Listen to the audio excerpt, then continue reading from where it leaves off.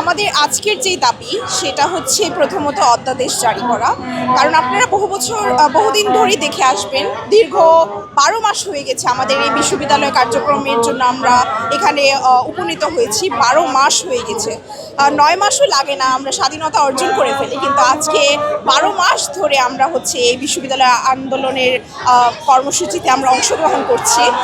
আমরা আসলে পড়ার টেবিলে ফিরতে চাই। আমরা চাই একটা স্বতন্ত্র বিশ্ববিদ্যালয় প্রতিষ্ঠিত হোক এবং আমাদের Eden college, Badrunnesa college, Dhaka college, আমরা যারা এই 7 কলেজের শিক্ষার্থীরা আছি তাদের ইতিমধ্যে একটা খসড়া প্রণয়ন করা হয়েছিল, কিন্তু আমাদের এই খসড়ার বিপক্ষে আমাদের শিক্ষক মণ্ডলী যারাই আছে বা হচ্ছে আমাদের ঢাকা কলেজে ইন্টার যে শিক্ষার্থীরা আছে তারা চাচ্ছিল যেন আমাদের বিশ্ববিদ্যালয় প্রতিষ্ঠা হোক, স্কুলিং পদ্ধতিতে প্রতিষ্ঠিত না হোক, এই পদ্ধতি চাচ্ছিল এবং তারা চাচ্ছিল যেন একটা বিশ্ববিদ্যালয় না হোক।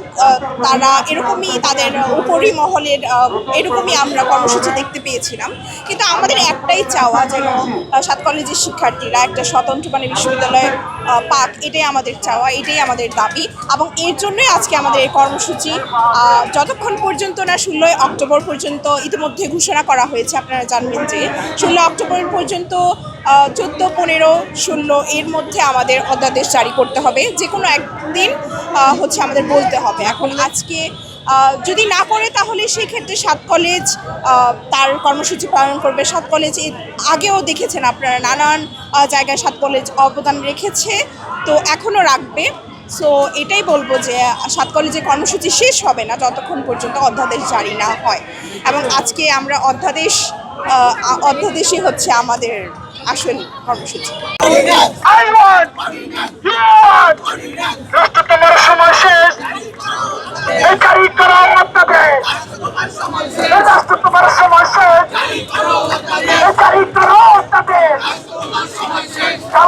বন্ধ করো, এই অত্যাদেশ জারি করো।